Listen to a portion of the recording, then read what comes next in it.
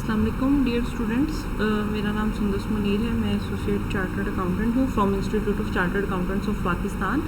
आप लोग मेरे साथ जो सब्जेक्ट सीफैप का पढ़ रहे होंगे that is business management strategy, हम इसको बीएमएस भी कहते हैं। आज की जो हमारी पहली क्लास है ये ओरिएंटेशन क्लास है। इसमें हम इस सब्जेक्ट के बारे में डिस्कस करेंगे, इस सब्जेक्ट को किस तरह से हमने प्रिपेयर करना है, आईकैप का एग्जामिनर हमसे क्या एक्सपेक्ट करता है, इस सब्जेक्ट का ग्रिड क्या है, लेवल ऑफ टेस्टिंग किस तरह से होती है, हमारी जो है वो स्टडी की मेथडोलॉजी क्या होगी, कौन से ऐसे ट्रिकी एरियाज़ हैं, कौन से ऐसे ट्रिकी पॉइंट्स हैं जो हमें इस सब्जेक्ट की तैयारी में अपने माइंड में रखने होंगे, और किस तरह से हम इस सब्जेक्ट को लेके चलें ताकि हम इसकी फर्स्ट अटैम्प्ट में सक्सेस को इंशाल्लाह इंश्योर कर सकें। तो ये तमाम चीज़ें हम आज डिस्कस कर रहे होंगे। इसी तरह से हम कोर्स ब्रेकअप प्लान डिस्कस करेंगे। कोर्स ब्रेकअप प्लान में हम डे वाइज उसको डिस्कस करेंगे कि हम अपने कोर्स को किस तरह से स्टार्ट करेंगे, क्या क्या एरियाज़ हम किस किस दिन पे डिस्कस कर रहे होंगे, किस तरह से आपकी रेगुलर असेसमेंट्स होगी, डिफरेंट एरियाज़ को कंप्लीट करने के बाद आपके क्लास टेस्ट हुआ करेंगे, जो क्लास टेस्ट आपको मिल जाया करेंगे and you will solve them.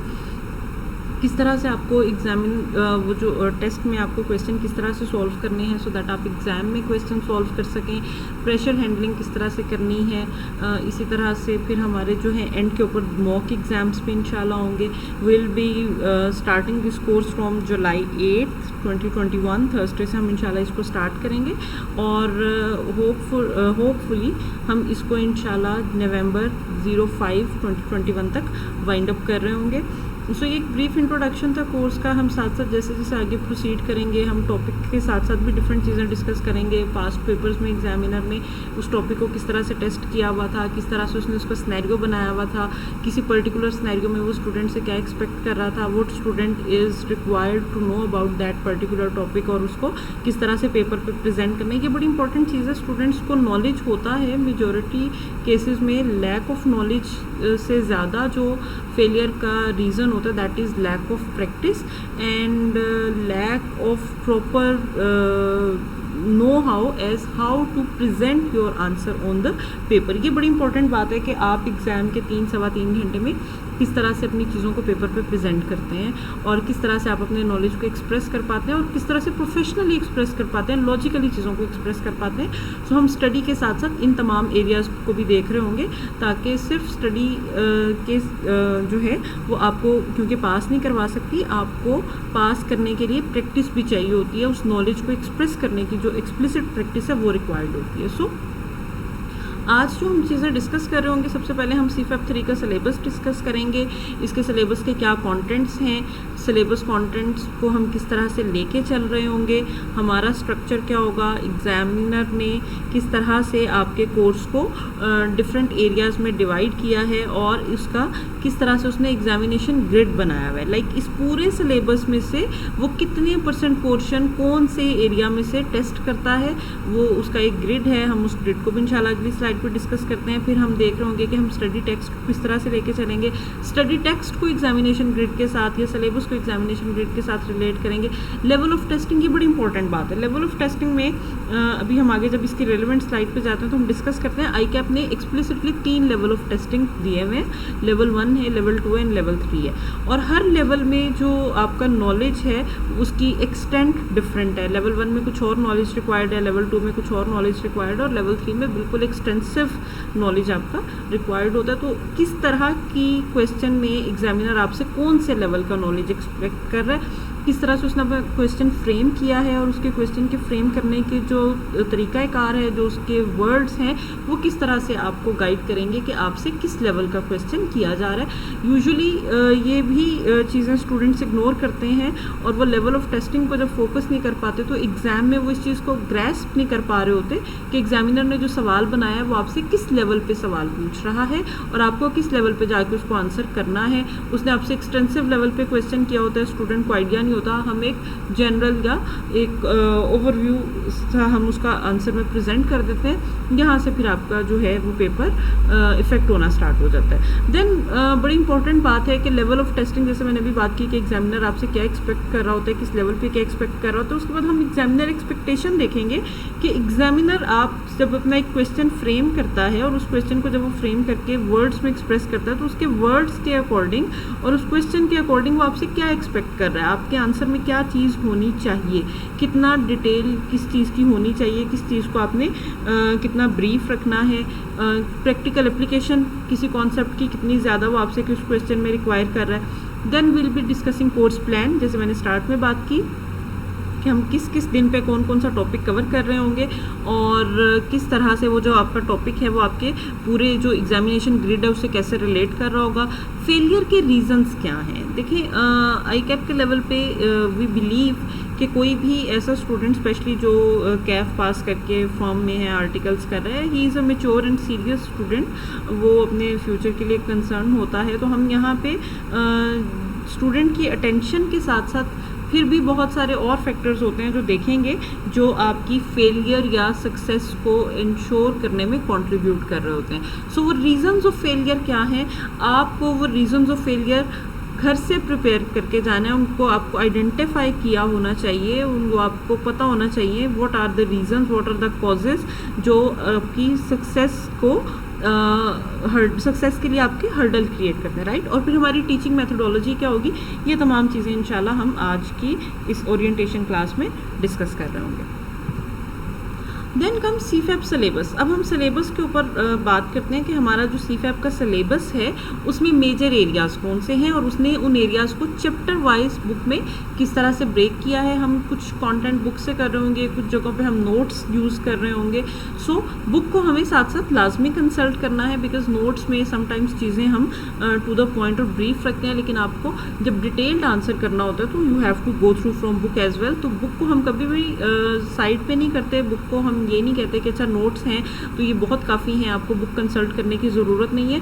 Notes आपकी एक आप यूँ कह लें कि दैट इज़ अ समरी जो आपको एग्ज़ाम नाइट पे या लास्ट डेज में प्रिपेयर करने में और कोर्स से गो थ्रू करने में हेल्प करती है। बट आपको साथ साथ अपनी बुक को कंसल्ट करना है, सिंस ये जनरल टॉपिक्स हैं, ये आपको और जगहों से भी मिलेंगे, आपको इंटरनेट पर भी अवेलेबल होंगे, डिफरेंट और बुक्स में भी होंगे। और क्योंकि ये लॉ नहीं है, देखिए लॉ में हम स्पेसिफिक हो जाते हैं कि हमें एक पर्टिकुलर प्रोविजन पे स्टिक रहना है, यहाँ पे चीज़ें डिफरेंट एंगल से डिफरेंट पॉइंट ऑफ व्यू से डिस्कस हो रही होती है। तो अगर आपको बुक के अलावा भी कहीं पे ऐसी कोई चीज़ मिलती है, ऐसी कोई इन्फॉर्मेशन मिलती है, नज़र आती है, तो उसको बिल्कुल यूज़ कीजिए, that would be beneficial for you. So आपके कोर्स को उसने 3 मेजर एरियाज़ में डिवाइड किया है। बेसिकली हम क्योंकि अब सीफैप लेवल पे तो हम स्ट्रेटेजिक लेवल की बात करेंगे कि एक ऑर्गेनाइजेशन एक बिजनेस एनवायरनमेंट में, एक कंट्री के एनवायरनमेंट में जब ऑपरेट कर रही है तो उसने अपनी स्ट्रेटेजिक जो एरियाज़ हैं उनको किस तरह से मैनेज करना है। आपने कोई नई प्रोडक्ट लॉन्च करनी है या आपने कोई नया वेंचर अगर आपने लेना है तो उसमें आपकी स्ट्रेटजीज़ क्या होनी चाहिए और कौन कौन से फैक्टर्स हैं जो आपको इफेक्ट कर रहे होंगे। तो मेजरली हमारा ये जो कोर्स है ये स्ट्रेटजी के पॉइंट ऑफ व्यू से 4 एरियाज़ में डिवाइड किया गया है। First one is strategic position analysis है, फिर स्ट्रेटेजिक चॉइसेस है, implementation and last one is evaluation.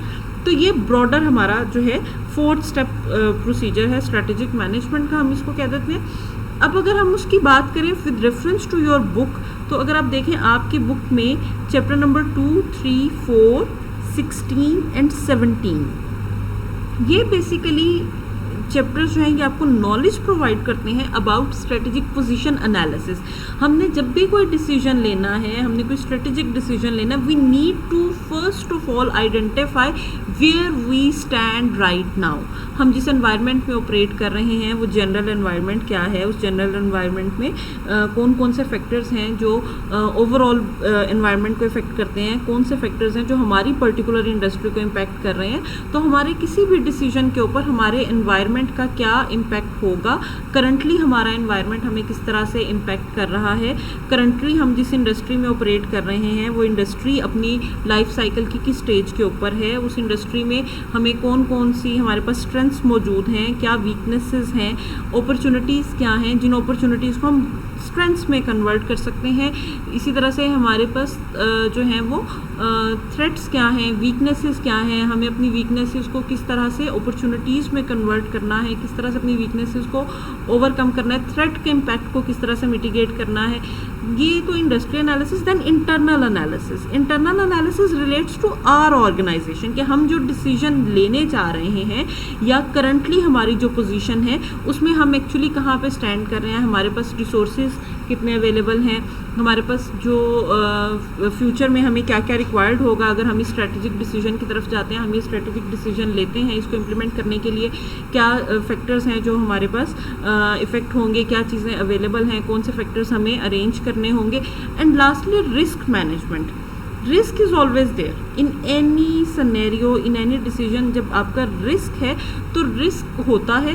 अब रिस्क को मैनेज किस तरह से करना है, रिस्क एंड एडवर्स इम्पैक्ट्स को मिनिमाइज़ किस तरह से करना है, रिस्क के एडवर्स इम्पैक्ट को मिनिमाइज़ करने के लिए हमारे पास क्या स्ट्रेटजीज़ मौजूद हैं, हम किस तरह से अपने रिस्क को मिटिगेट कर सकते हैं। तो बेसिकली रिस्क मैनेजमेंट में जो हमारी एक्चुअल एक्टिविटी है दैट इज़ दिस कि हम आज की डेट में फोरकास्ट करें, बिकॉज हम एनालिसिस कर रहे हैं। एनालिसिस में हम फोरकास्ट करेंगे कि हमारी पोजीशन में क्या क्या रिस्क अराइज हो सकते हैं और हम उन रिस्क को मिटिगेट करने के लिए क्या क्या स्टेप्स ले सकते हैं। सो हमें इन एडवांस ये भी प्लानिंग करनी होती है ताकि हम अपनी पोजीशन में ये देख सकें कि हम किस एनवायरनमेंट में हैं, हमारी इंडस्ट्री के क्या फैक्टर्स हैं, हमारे इंटरनल क्या फैक्टर्स हैं जो हमारी स्ट्रेटजीज को इम्पैक्ट करते हैं, एंड लास्टली कौन कौन से ऐसे फैक्टर्स हैं जो हमारे लिए रिस्क क्रिएट कर सकते हैं या कौन से रिस्की फैक्टर्स हैं जिनको हमें मिटिगेट करने की ज़रूरत है। अब जब हमने एनालिसिस कर लिया, एनालिसिस करने के बाद हमारे पास एक clear picture of present situation आ गई कि हमारे मैक्रो एंड माइक्रो एनवायरनमेंट में, मैक्रो आपका जनरल ओवरऑल एनवायरनमेंट है और माइक्रो एनवायरनमेंट आपकी इंडस्ट्री का जो एनवायरनमेंट है, उस एनवायरनमेंट में हम आज किस पोजीशन पे खड़े हैं और उस पोजीशन पे खड़े होने की वजह से या उस पोजीशन पे खड़े होते हुए हमारे पास क्या स्ट्रेटेजिक चॉइसेस हैं, हम अपनी क्या स्ट्रेटजीज़ बना सकते हैं, हम कंपेटिटिव स्ट्रेटजीज़ की तरफ जाएंगे, हम मार्केट में कम्पीट करने की कोशिश करेंगे, हम ग्रोथ स्ट्रेटजीज़ की तरफ जाएंगे, ग्रोथ हमारी फिर किस तरह से होगी, ग्रोथ के लिए हमारे पास क्या क्या स्ट्रेटजीज़ अवेलेबल हैं, हमने हमारे फैक्टर्स में यानी इस एनालिसिस जो हमने ऊपर भी एनालिसिस किया, इस एनालिसिस की बेस के ऊपर हमें ग्रोथ की कौन सी स्ट्रेटजी सूट करती है, हमारी फंक्शन स्ट्रेटजीज़ क्या होनी चाहिए, यानी डिपार्टमेंटल लेवल पे क्या स्ट्रेटजीज़ होनी चाहिए, ऑपरेशंस को हमें किस तरह से चलाना है, क्या स्ट्रेटजीज़ बनानी है जिससे हम अल्टीमेटली अपनी ये जो स्ट्रेटेजिक चॉइस है इसको इम्प्लीमेंट करने के लिए हमें जब ऑपरेशंस में लाना है चीज़ों को, तो ऑपरेशंस के लिए हमें क्या क्या स्ट्रेटजीज़ रिक्वायर्ड है। जब हम इनके रेलेवेंट टॉपिक्स पे जाएंगे तो हम डिटेल में फिर ये सारे ऑप्शंस देख रहे होंगे कि कंपेटिटिव स्ट्रेटजी क्या होती है, इसकी क्या क्या टूल्स हैं और हम इसको किस तरह से किस सिचुएशन में इम्प्लीमेंट करते हैं, किस सिचुएशन में कौन सी स्ट्रेटजी बेस्ट वर्क करती है। ये सारी जो चीज़ें हैं ये आपकी बुक का मेजर पोर्शन जो है वो स्ट्रेटेजिक चॉइसेस के ऊपर बेस कर रहा है। इसमें चैप्टर 1 है, chapter 5, 6, 8, 9, 10, 11, 12, 13, 18, 19 and 20।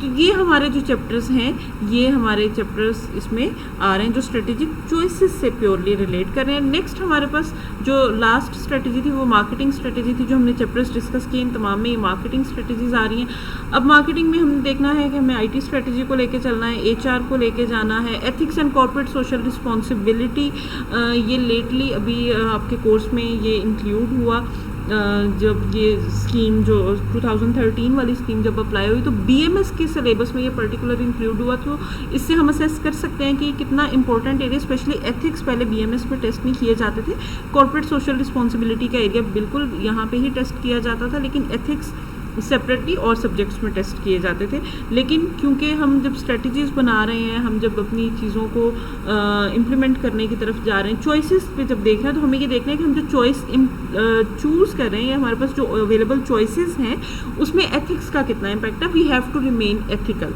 In our conduct of business. तो ये तमाम जो हमने अभी तक बात की स्ट्रेटेजिक एनालिसिस और स्ट्रेटेजिक चॉइसेस, ये स्ट्रेटेजिक चॉइसेस बेसिकली हम क्यों कर रहे हैं, ताकि हम अपनी ऑर्गेनाइजेशन के vision, mission, goals and objectives को अचीव कर सकें। सो अल्टीमेटली वो जो आप स्ट्रेटेजी चूज़ करेंगे वो आप इसलिए चूज़ करेंगे कि आप अपने vision, mission, goals and objectives को अचीव कर सकें। सो उसको अचीव करने के लिए ये ज़रूरी है कि हमें अपने विजन और मिशन का भी पता हो। जब हम एक स्ट्रेटजी अडॉप्ट कर रहे हैं तो हमें उसको अपने विजन और मिशन के साथ ज़रूर रिलेट करना है। Then comes strategy implementation and project management. जब हमने एनालिसिस कर लिया, एनालिसिस के बाद हमने डिफरेंट चॉइसेस को इवेलुएट किया, हमने एक सूटेबल चॉइस जो है वो सेलेक्ट कर ली कि हमें कौन सा एरिया जो है वो सूट कर रहा है। अल्टीमेटली जो हमने चूज़ किया उसको हम इम्प्लीमेंट करने की तरफ जाएंगे और उसको प्रैक्टिकली इम्प्लीमेंट करेंगे। चैप्टर नंबर 7 एंड 15 इसको डील करता है, जो आपको बताता है कि आपने अपनी अवेलेबल स्ट्रैटेजी को किस तरह से इम्प्लीमेंट करना है। And lastly and most importantly, जब हम एक स्ट्रैटेजी को इम्प्लीमेंट करते हैं तो we need to check progress, we need to evaluate कि हमने जो स्ट्रैटेजी जिस पर्पस के लिए इम्प्लीमेंट की थी, क्या वो स्ट्रैटेजी की जो पर्पस है वो अचीव हो रहा है या नहीं। यानी हम इवेल्युएट करते हैं, इसको आप फीडबैक भी कह सकते हैं कि हम अपनी जो चॉइस हमने जो स्ट्रैटेजी इम्प्लीमेंट की थी उसके ऊपर हम फीडबैक ले रहे होते हैं कि क्या हमने जिस तरह से उसको प्लान किया था, जिस तरह से हमने डिसाइड किया था, क्या हमारे जो एक्चुअल ऑपरेशंस है और actual results of implementation of this strategy हैं वो एज पर डिजायर्ड रिक्वायरमेंट्स और एज पर प्लान है या नहीं। And if we need to make certain improvements, तो वो कौन से एरियाज हैं where we need to improve things. Chapter number 14 इसको डील करता है। अब हम बात करते हैं एग्जामिनेशन ग्रिड की। मैंने स्टार्ट में बात की थी एग्जामिनेशन ग्रिड किसी भी एग्ज़ाम की, नॉट जस्ट BMS, किसी भी एग्ज़ाम की जब आपने तैयारी करनी है तो एग्जामिनेशन ग्रिड बड़ा इंपॉर्टेंट है। वो इसलिए इंपॉर्टेंट है कि एग्जामिनेशन ग्रिड आपको एक्चुअली बता रहा होता है कि आपका एग्जामिनर कौन से चैप्टर्स में से, कौन से एरियाज़ में से आपके टोटल पेपर के से कितने % एरिया टेस्ट करेगा, कितने मार्क्स का क्वेश्चन टेस्ट करेगा। अच्छा, ये ग्रिड जो है ना, एक चीज़ याद रखिएगा, this grid is only for guidance purposes. ये एग्जामिनर के लिए कोई हरफ आखिर नहीं है कि अगर उसने लेट सपोज ये कहा कि स्ट्रेटजी फॉर्मुलेशन एंड इम्प्लीमेंटेशन में से 35 से 40 नंबर का सवाल आएगा तो 35 से 40 नंबर का सवाल यहाँ से आना मस्ट है, ऐसा नहीं है, राइट। यहाँ पे फिगर कुछ और हो सकती है। आपके फिगर कुछ और होने का मतलब आपके जो टोटल मार्क्स हैं दे कैन वेरी। वो 30 मार्क्स का भी पूछ सकता है, वो 50 मार्क्स का भी यहाँ पे आपसे क्वेश्चन पूछ सकता है, डिफरेंट क्वेश्चंस पूछ सकता है। सो स्ट्रेटजी फॉर्मुलेशन एंड इम्प्लीमेंटेशन में जो आपके चैप्टर्स हैं, चैप्टर नंबर 1 से 7 तक आपके बिल्कुल स्ट्रेटजी फॉर्मुलेशन, स्ट्रेटजी बनाना और उसको इम्प्लीमेंट करने से रिलेट कर रहे हैं। देन चैप्टर नंबर 14 टू 17 भी इससे रिलेट कर रहे हैं। सो आपके अल्टीमेटली जो हैं 11 चैप्टर्स जो हैं वो स्ट्रेटजिक इम्प्लीमेंटेशन से रिलेट कर रहे हैं और ये तकरीबन आपकी बुक का या आपकी सिलेबस का 55% कंटेंट कवर करते हैं। उसके बाद एक ही chapter which is chapter number 10 IT related chapter है, इंफॉर्मेशन टेक्नोलॉजी मैनेजमेंट से रिलेट कर रहा है और ये आपको 15 से 20 मार्क्स जो है वो यहाँ से एग्जामिनर टेस्ट कर रहा होता है। इसका मतलब है कि ये आपका सिर्फ एक चैप्टर है और ये एक चैप्टर को अगर आप बहुत अच्छे से प्रिपेयर कर लेते हैं, जो लेवल ऑफ नॉलेज एग्जामिनर आपसे रिक्वायर कर रहा है, आप उसको प्रॉपरली फोकस करते हुए अगर चीज़ों को प्रिपेयर कर लेते हो तो दैट मीन्स कि आपका जो ये वाला एरिया है ये इतने मार्क्स का आपने एरिया सिक्योर कर लिया। इन सिंपल वर्ड्स आप ये कह सकते हैं कि आपने एग्ज़ाम में इतने मार्क्स जो हैं वो सिक्योर कर लिए हैं। Then comes human resource management. Chapter number 11, 12 and 13 comparatively easy area होता है ह्यूमन रिसोर्स मैनेजमेंट का। चीज़ें बहुत ज़्यादा ट्रिकी नहीं होती और ये आपके चैप्टर 11, 12 और 13 में डिस्कस किए गए हैं। 11 एंड 13 सॉरी 2 चैप्टर्स हैं आपके और इन 2 चैप्टर्स में आपका जो है वो तकरीबन 15 से 20 नंबर का एरिया जो है वो कवर हो रहा है। Then marketing and supply chain management है, 15 से 20 इसकी भी वेटेज है। चैप्टर 8 और 9 में ये कवर हो रहा है, 2 चैप्टर्स हैं। इसी तरह से आपका जो ethics and corporate social responsibility है, चैप्टर 18 से चैप्टर 20 में कवर हो रहा है, 3 चैप्टर्स हैं और 15 से 20 नंबर का एग्जामिनर आपसे यहाँ से भी सवाल टेस्ट करता है। एग्जामिनर जो हम पिछले रीसेंट अटैम्प्ट्स का अगर ट्रेंड देखें तो एग्जामिनर यूजुअली इस ग्रिड को फॉलो कर रहा है। वो कोई बहुत ज़्यादा वेरिएशन पे नहीं आ रहा है इस ग्रिड से, लेकिन अगर वेरिएशन आती भी है तो you can never challenge examiner कि आपने इसमें ये वेरिएशन क्योंकि या ये जो ग्रिड है ये उसके आपका जो क्वेश्चन पेपर है ये उस ग्रिड के अकॉर्डिंग नहीं है, ये ग्रिड को फॉलो नहीं कर रही। You can never challenge him.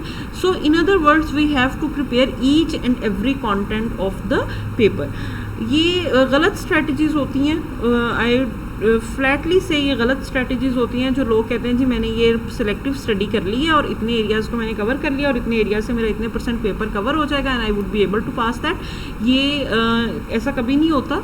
आप अगर घर से ही इतने मार्क्स, लेट सपोज मैं कहती हूँ कि एक स्टूडेंट कहता है जी मेरा आईटी एरिया वीक है, एक ही चैप्टर है, मैं इसको छोड़ देता हूँ, बाकी पेपर में कर लूँगा, तो वो अगर ये एक्सपेक्ट करे कि वो 80 से 85 मार्क्स का बाकी पेपर करके पास हो जाएगा, तो ये बहुत मुश्किल बात है। रीज़न बीइंग कि आप अपना 100% दें तब जाके आप एक्सपेक्ट करें, और 100% आप ट्रू दें तब जाके आप एक्सपेक्ट करें कि आप पास हो रहे हैं। लेकिन अगर आप घर से जाने से पहले ही इतने मार्क्स लूज़ करके चले गए हैं, तो देन फिर आपका सक्सेस को इंश्योर करना या सक्सेस के बारे में सोचना थोड़ी सी अनरियलिस्टिक बात हो जाती है, राइट। अब बड़ी इंपॉर्टेंट बात है, एग्जामिनर आपसे क्या एक्सपेक्ट करता है, लेवल्स ऑफ नॉलेज क्या है, किस तरह से आपने क्वेश्चन की रिक्वायरमेंट को देखते हुए असेस करना है कि एग्जामिनर आपसे एक्चुअली क्या पूछना चाह रहे हैं। So first one, 3 levels of knowledge उसने दिए हैं। अगर मैं आपको एजुकेशन स्कीम से दिखाऊं तो ये चीज़ आपको आईकैप की एजुकेशन स्कीम में भी क्लियरली नज़र आ रही होगी। जो आईकैप की जो स्कीम है उसमें सिलेबस का जो एनेक्चर ए है, वहाँ पे उसने आपको बताया कि proficiency level and testing level जिसकी हम बात करते हैं, जो भी हमने स्लाइड में भी देखा, लेवल 1, 2 एंड 3, इसका एक्चुअली मतलब क्या है। Majority of the students actually do not know the meaning of this level 1, 2 and 3, और उसके अकॉर्डिंग वो फिर चीज़ों को उस तरह से प्रिपेयर भी नहीं कर पाते।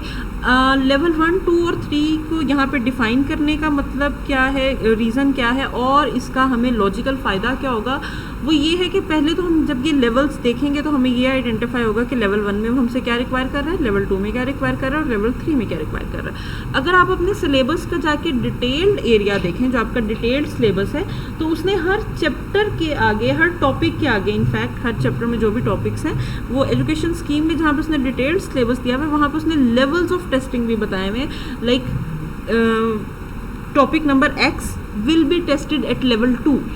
तो इसका मतलब है कि जब आप तैयारी कर रहे हैं तो आपको तैयारी करते हुए आपके माइंड में होना चाहिए कि इस पर्टिकुलर एरिया को मुझे एटलीस्ट लेवल 2 तक प्रिपेयर करना है। लेवल 1 की अगर वो बात करें तो आपको लेवल 1 में जनरल कॉन्सेप्ट्स, बेसिक कॉन्सेप्ट्स आने चाहिए, आपको बेसिक जो है एरियाज वो आपके कवर होने चाहिए। लेकिन अगर वो लेवल 3 की बात करें तो वहाँ पे वो आपसे एक्सटेंसिव नॉलेज रिक्वायर करता है। एक्सटेंसिव नॉलेज को यूज़ करते हुए वो आपसे रिक्वायर करता है, वो आपसे एक्सपेक्ट करता है कि आप उसको प्रैक्टिकली अप्लाई करने की पोजीशन में होंगे, प्रैक्टिकली आप चीज़ों को रिलेट करने की, यानी यहाँ पे आपको इन डेप्थ नॉलेज चाहिए।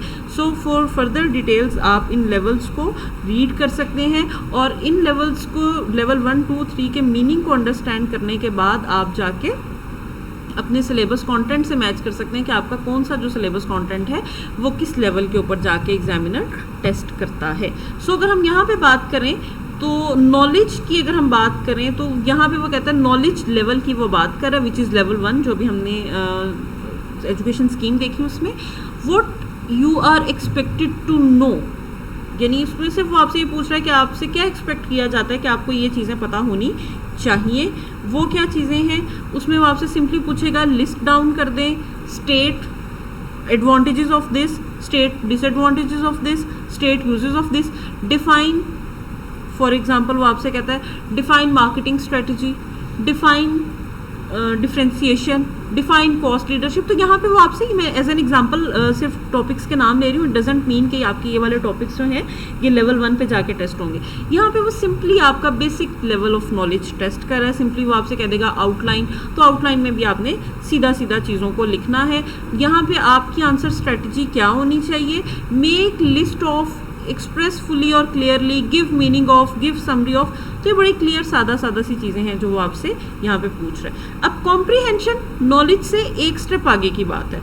यहाँ पे वो कहता है कि नॉलेज तो आपके पास मौजूद है, लेकिन उस नॉलेज को आप कॉम्प्रीहेंड किस तरह से करेंगे, यहाँ पे वो आपसे चीज़ों को थोड़ा डिटेल में पूछने की कोशिश कर रहा है, डिटेल में चीज़ों को रिलेट करवाने की कोशिश करेगा। क्वेश्चन की जो रिक्वायरमेंट है, अगर वो क्वेश्चन में कहता है डिस्क्राइब कॉस्ट लीडरशिप स्ट्रैटेजी, तो इसका मतलब है कि यहाँ पे वो सिर्फ आपसे डेफिनेशन नहीं पूछ रहा, वो आपसे कह रहे हैं कि कॉस्ट लीडरशिप स्ट्रैटेजी को डिफाइन भी करें और उसका मतलब भी एक्सप्लेन करें, राइट। सिमिलरली वो आपसे वर्ड यूज़ कर सकता है डिस्टिंग्विश, तो आपने दोनों चीज़ों में फ़र्क बताना होगा। फॉर एग्जांपल वो कहता है कॉस्ट लीडरशिप एंड डिफरेंशिएशन में फ़र्क बताएं, तो आपको बताना होगा कि what is cost leadership, what is differentiation, और ये किस तरह से प्रैक्टिकली अप्लाई होते हैं, कौन कौन से फैक्टर्स हैं जो इनको इफेक्ट करते हैं। किन किन सिनेरियोज में ऑर्गेनाइजेशन इन स्ट्रेटजीज को अडॉप्ट कर सकते हैं, तो आपको इन डिटेल आंसर देना होगा। देन एक्सप्लेन में भी बिल्कुल ऐसे इलस्ट्रेट का भी मतलब ये है कि डिटेल में आप उसको इलस्ट्रेट करें, एक्सप्लेन करें, बताएं। आइडेंटिफाई में भी वो आपसे कहेगा identify reasons for change in customers taste, customer का टेस्ट क्यों चेंज होता है, तो आपने डिफरेंट चीज़ें, डिफरेंट फैक्टर्स आइडेंटिफाई करके बताने, यानी यहाँ पे भी आपकी नॉलेज की एप्लीकेशन हो रही है, राइट। नॉलेज लेवल पे वो सिंपल क्वेश्चन करा था, यहाँ पे वो अब मॉडरेट लेवल ऑफ एप्लीकेशन की तरफ आ गया। So what you are required to do, जो आपसे एग्जामिनर ने यहाँ पे पूछा यूजिंग दीज वर्ड्स, आपसे वो आंसर में क्या एक्सपेक्ट कर रहा है। He is expecting that you should communicate की फीचर्स, जो भी आपसे पूछ रहे हैं। जैसे मैंने बात की कॉस्ट लीडरशिप में, अगर वो कहता है डिस्क्राइब कॉस्ट लीडरशिप, तो कॉस्ट लीडरशिप में आपको की फीचर्स बताने होंगे डेफिनेशन के साथ। In addition to definition and basic explanation आपको चीज़ों को बताना होगा। अगर वो कहता है हाईलाइट डिफरेंस, तो आपको डिफरेंसेस बताने होंगे। डिफरेंसेस आपको समटाइम्स ऐसा होगा जैसे कॉस्ट लीडरशिप और डिफरेंशिएशन का आपको एक्यूरेट डिफरेंस लाइन लगा हुआ डिफरेंस आपको शायद बुक में अवेलेबल नहीं होगा, बट आपको अपने नॉलेज के बेस पे उसको डिफरेंशिएट करके बताना होगा। सिमिलरली वो कह रहे हैं state meaning of, purpose of, यहाँ पे भी आपको मीनिंग या पर्पस क्लियरली आपको उसको बताना है। Meaning here does not mean simply a definition, definition को आप प्रैक्टिकली किस तरह से अप्लाई कर रहे हैं ये उसके पूरे मीनिंग का पार्ट है। देन कम्स रिकग्नाइज, एस्टेब्लिश और आंसर आफ्टर कंसिडरेशन, बिल्कुल आपको डिटेल्ड आंसर देना है। और लास्टली वो आपसे ये भी कह सकते हैं यूज़ एन एग्जाम्पल, तो आपको बेसिक एग्जाम्पल लेके उस चीज़ को एक्सप्लेन कर सकते हैं what examiner has asked you, या जो वो आपसे रिक्वायर कर रहे हैं। लास्टली जो हमारा प्रोफिशिएंसी लेवल 3 है, जिसको हम एप्लीकेशन लेवल कहते हैं, दिस इज़ इम्पोर्टेंट एरिया। यहाँ पे वो आपसे एक्चुअली प्रोफेशनल स्टाइल का नॉलेज एक्सपेक्ट कर रहा है, राइट। यहाँ पे वो आपसे कह रहा है अप्लाई करें, प्रैक्टिकली अप्लाई करें। फॉर एग्जांपल वो आपसे कहता है जी ये गिवन सिचुएशन है, यहाँ पे आप मुझे जो है वो पेस्टल एनालिसिस अप्लाई करके दें। तो अब आपने प्रैक्टिकल उस सिचुएशन से रिलेट करते हुए पेस्टल एनालिसिस अप्लाई करना है। स्टूडेंट्स क्या करते हैं, स्टूडेंट्स कहते हैं अच्छा जी पेस्टल की बात की है, पेस्टल के जनरल सारे फैक्टर्स लिख के एक्सपेक्ट करते हैं जी मैंने बहुत अच्छा पेपर किया, मैंने पेस्टल के सारे फैक्टर्स को पूरा एक्सप्लेन किया। भाई वो आपसे पेस्टल पूछ रहा है, लेकिन साथ वो आपको ये भी कह रहा है apply PESTEL on this particular situation and you are required to apply on that particular situation. सिर्फ आपने उसको जनरल नॉलेज नहीं देना, अगर उसने आपसे जनरल नॉलेज लेना होता वो आपसे ऊपर ही कह देता, नॉलेज लेवल पे या कॉम्प्रिहेंशन लेवल पे कह देता कि जी पेस्टल एनालिसिस बताइए क्या होता है और आप बताएं। तो वो पुट टू प्रैक्टिकल यूज़ की बात कर रहा है, चीज़ों को प्रैक्टिकली रिलेट करा रहा है। देन वो आपसे कहते हैं कैलकुलेट, ठीक है। Calculate, obviously this subject does not relate with calculations, तो वो लॉजिकली आपसे किसी चीज़ में कहेगा जी calculate differences, calculate impact, right. फिर वो आपसे कह सकता है कंडक्ट एनालिसिस, ठीक है, किसी चीज़ को। अब कंडक्ट एनालिसिस का मतलब है कि आपके पास जो डेटा, जो उसने क्वेश्चन में आपको डेटा दिया, उस डेटा को पहले ऑर्गेनाइज करें, ऑर्गेनाइज करके उसके फैक्टर्स जो उसमें मौजूद हैं वो आइडेंटिफाई करें, और फिर ये देखें कि ये जो फैक्टर्स हैं ये आपके एनवायरनमेंट से, आपकी अपनी इंडस्ट्री से, उस पर्टिकुलर सिचुएशन में जो वो इंडस्ट्री जिसकी बात कर रहा है उससे, आप जिस पर्टिकुलर कंट्री में, जिस पर्टिकुलर इकोनॉमी में ऑपरेट कर रहे हैं उससे, तो आपने डिटेल्ड एनालिसिस करना है। डिटेल्ड एनालिसिस में चीज़ों को, डेटा को ऑर्गेनाइज करना है और फिर अपना एनालिसिस कंडक्ट करना है। डेमोन्स्ट्रेट, यहाँ पे भी आपने प्रैक्टिकल मीनिंग बताना है। मेक और गेट रेडी, यूज, प्रिपेयर करना है। जिस तरह से वो आपसे कहता है प्रिपेयर अ रिपोर्ट, राइट। वो कहता है जी ये सिचुएशन है, पेस्टल एनालिसिस अप्लाई करें और अपनी रिपोर्ट प्रिपेयर करें। तो इसका मतलब है कि अब यहाँ पे वो आपसे कह रहा है कि आपको जो भी पेस्टल के बारे में पता है उसको इस सिचुएशन से पहले रिलेट करें और रिलेट करके रिपोर्ट की फॉर्म में सबमिट करें, so that user can read that report and understand what you are trying to communicate. Last point जो है ये रिकॉन्साइल करने की बात कर रहा है, यहाँ पे विजिबल नहीं हो रहा। रिकॉन्साइल करने का मतलब ये दो डिफरेंट चीज़ों को आपसे कहेगा रिलेट करें और रिलेट करके उनको एक्सप्लेन करें कि वो किस तरह से एक दूसरे को इम्पैक्ट कर रही हैं, और आपस में एक फिर कंसेंसस के लेवल पे हम किस तरह से आ जाते हैं। सो लेवल्स ऑफ टेस्टिंग, अब उसने आपको बताया आपके सिलेबस में डिफरेंट लेवल्स ऑफ टेस्टिंग क्या हैं। जैसे मैंने बताया था कि आपकी एजुकेशन स्कीम में ये सारी चीज़ें मौजूद हैं कि कौन सा टॉपिक आपका किस लेवल पे जाके टेस्ट हो रहा है। सो यहाँ पे formulation and implementation of strategy में लेवल 3 का नॉलेज वो आपसे रिक्वायर कर रहा है। इसका मतलब है वो प्रैक्टिकली चीज़ें अप्लाई कराएगा। इसी तरह से मैनेजमेंट ऑफ इंफॉर्मेशन टेक्नोलॉजी में 2 लेवल जो आपका है सेकंड लेवल उसकी वो बात कर रहा है, HR में भी 3rd लेवल पे जा रहा है, मार्केटिंग में भी 3rd लेवल पे, सप्लाई चेन मैनेजमेंट में 2 पे जा रहा है और corporate social responsibility and ethics में भी लेवल 3 पे जा रहा है। सो इन अदर वर्ड्स बिकॉज हम क्योंकि CFAP लेवल पे हैं, एडवांस लेवल पे हैं और आप अपनी पूरी क्वालिफिकेशन में लास्ट टाइम ये सब्जेक्ट पढ़ रहे हैं, तो इसका मतलब है कि अब वो आपसे प्रैक्टिकली इन चीज़ों को अप्लाई करने की बात कर रहा है, क्योंकि इस सब्जेक्ट को यहाँ पे पास करने के बाद जो है वो आप MSA में इसको टच करेंगे और अल्टीमेटली जब आप काम कर रहे होंगे फील्ड में तो आप इन चीज़ों को प्रैक्टिकली देख रहे होंगे, अप्लाई कर रहे होंगे या अप्लाई होता हुआ देख रहे होंगे, इसलिए आपको extensive level of knowledge required है। दैट इज़ द रीज़न कि आपके सिलेबस का जो मेजर एरिया है वो लेवल 3 पे जाके टेस्ट हो रहा है। कुछ एरियाज़ हैं जो लेवल 2 पे टेस्ट हो रहे हैं। IT जो है वो लेवल 2 पे टेस्ट हो रही है, रीज़न बीइंग कि IT के अपने एक्सपर्ट्स हर बिजनेस में मौजूद होते हैं, but being chartered accountant we must be knowing about IT, because जब हमने स्ट्रेटेजिक पोजीशंस पे बैठ के काम करना है तो हमें स्ट्रेटेजिक पोजीशन में जो जो फैक्टर्स भी इम्पैक्ट करते हैं और IT का इम्पैक्ट मेजर इम्पैक्ट होता है, तो हमें उन तमाम चीज़ों का नॉलेज और इन्फॉर्मेशन होना ज़रूरी है। सिमिलरली सप्लाई चेन मैनेजमेंट में बहुत सारी एक्टिविटीज़ इन्वॉल्व होती हैं, बट जैसे मैंने भी बात की जिस तरह से हमें IT का नॉलेज होना ज़रूरी है, सिमिलरली हमें सप्लाई चेन मैनेजमेंट और इसके इम्पैक्ट्स का नॉलेज होना भी ज़रूरी है। ओके, लेवल ऑफ टेस्टिंग में अगर हम बात करें तो हमारा जो 3 के ऊपर फर्स्ट में जो आपकी formulation and implementation of strategy है, ये लेवल 3 पे टेस्ट हो रही है, लेकिन उसमें उसने कुछ टॉपिक्स को एक्सेप्शन दी, जैसे आपका जो है बैलेंस्ड स्कोर कार्ड BSc, यहाँ पे BSc stands for balanced score card, ये वो लेवल 2 पे टेस्ट करेगा, इसको वो लेवल 3 पे बहुत एक्सटेंसिव लेवल पे नहीं लेके जाएगा।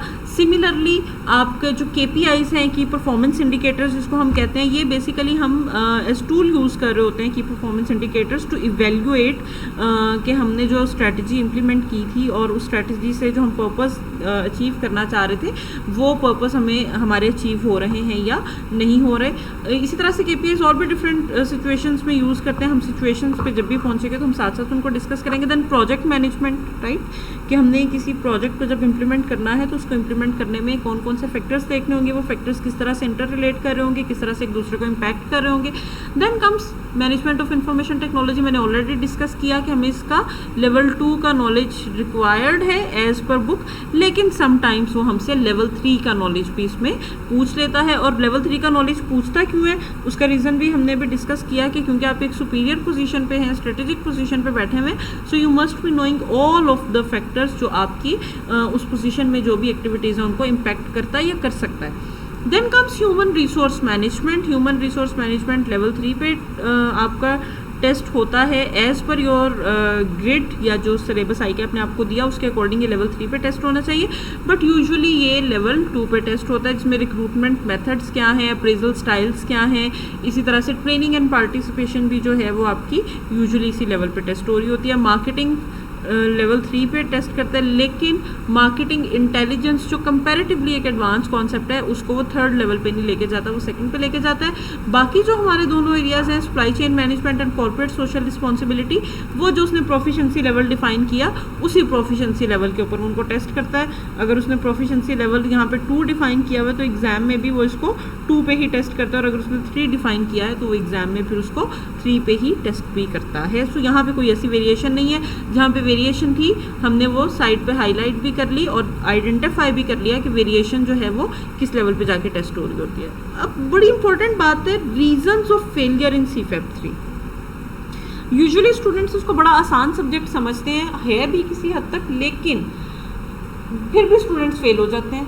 अब वो फेल क्यों होते हैं, कौन कौन से ऐसे फैक्टर्स हैं जो उनकी फेलियर का रीज़न होते हैं या जो फेलियर को कंट्रीब्यूट करते हैं। First and for most important thing, concept को अंडरस्टैंड नहीं करते, इंडिविजुअल टॉपिक के कॉन्सेप्ट्स को अंडरस्टैंड नहीं करते। एक सुपरफिशियल सा नॉलेज होता है, बस पढ़ा, अच्छा ठीक है मैंने ये पढ़ लिया, अपेरेंटली मुझे ये चीज़ समझ आ गई, लेकिन उसका जो इन डेप्थ नॉलेज है, उसकी प्रैक्टिकल इंप्लीकेशन है, मैंने पहले भी बात की, हम एक सीनियर पोजीशन पे सब्जेक्ट को डिस्कस कर रहे हैं, सो हमें उसको प्रैक्टिकल इंप्लीकेशन से प्रैक्टिकली रिलेट करने के एंगल से चीज़ों को देखना होगा और उस तरह से हमें चीज़ों को यहाँ पे प्रिपेयर करना होगा। यहाँ पे सिंपली लर्न करना ज़रूरी नहीं है, नॉलेज लेना ज़रूरी नहीं है, नॉलेज के साथ साथ उसको कॉन्सेप्चुअलाइज करें और आपको कॉन्सेप्ट का पता होना चाहिए, चीज़ों के मीनिंग्स का पता होना चाहिए, प्रैक्टिकल इम्प्लीकेशन का पता होना चाहिए, उसके प्रोज एंड कॉन्स का, किसी भी स्ट्रैटेजी के, किसी भी डिसीजन के प्रोज एंड कॉन्स क्या हो सकते हैं, उसको क्या चीज़ें इंपैक्ट कर सकती है, ये तमाम नॉलेज हमारे पास होना ज़रूरी है।